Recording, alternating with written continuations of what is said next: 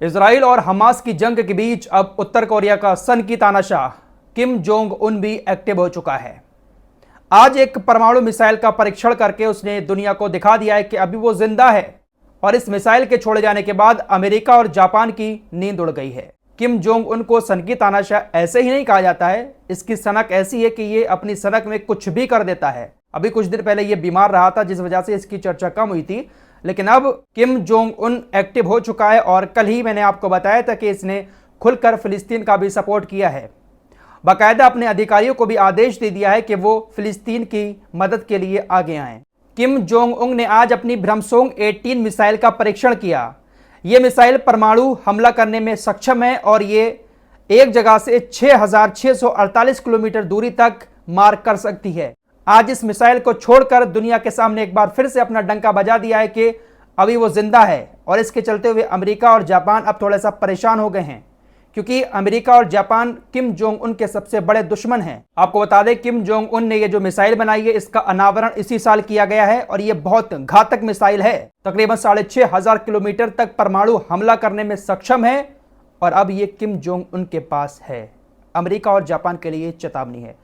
इसी बीच बड़ी खबर यह आ रही है कि किम जोंग उन हमास को हथियार बेच सकता है।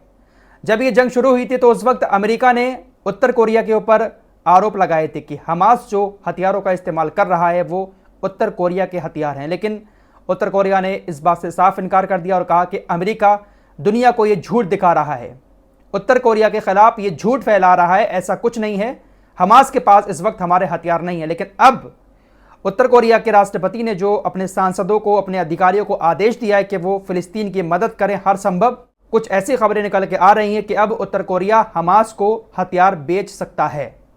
इस जंग में इजराइल के खिलाफ उत्तर कोरिया हमास को एब-7 रॉकेट प्रोपेल्ड ग्रेनेड भेज सकता है। ये जो रॉकेट और ग्रेनेड हैं, इसके जरिए ज्यादातर जो वाहन होते हैं, लड़ाकू टैंक होते हैं या कोई और वाहन होता है, उसको निशाना बनाया जाता है।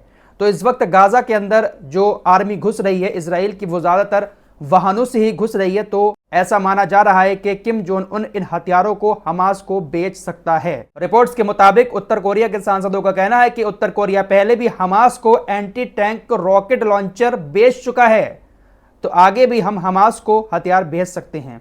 अगर ऐसा होता है तो यह जंग और ज्यादा बड़ी हो जाएगी, क्योंकि किम जोंग उन अब एक्टिव हो चुका है और रूस को भी हथियार भेजे हैं यूक्रेन के खिलाफ लड़ने के लिए। उत्तर कोरिया ने रूस को 10 लाख से ज्यादा गोला बारूद और तोपों की बड़ी खेप भेजी है। आप सब लोग जानते ही हैं कि अमेरिका रूस का दुश्मन है और खुलकर यूक्रेन की अमेरिका मदद कर रहा है। तो ऐसे में उत्तर कोरिया सीधे तौर पर रूस के साथ खड़ा है और रूस को हथियार सप्लाई कर रहा है, क्योंकि उत्तर कोरिया का भी दुश्मन अमेरिका है। अमेरिका का दोस्त इजराइल है, तो इजराइल भी अब उत्तर कोरिया और रूस का दुश्मन है।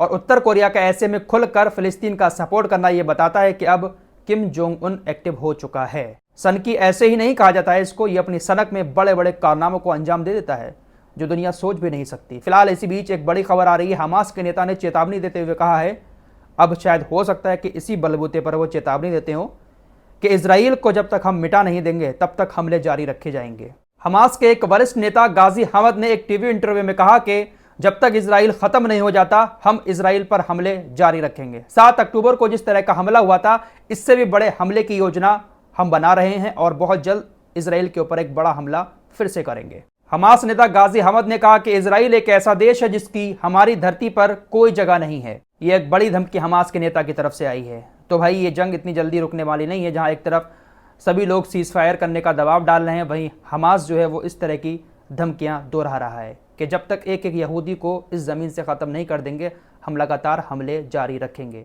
चाहे ये जंग फिर कितनी भी लंबी चले।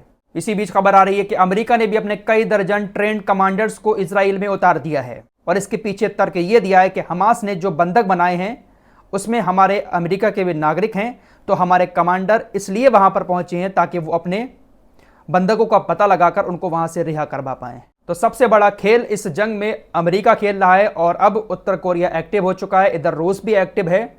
तो दुश्मन का दुश्मन दोस्त होता है, तो उत्तर कोरिया अब यहां पर हमास का साथ दे सकता है। मिसाइल जो छोड़ी है आज उत्तर कोरिया ने, परीक्षण किया है, यह चेतावनी है अमेरिका और जापान के लिए। फिलहाल देखते हैं कि आगे क्या होता है। लेटेस्ट अपडेट के लिए चैनल को सब्सक्राइब कर सकते हैं।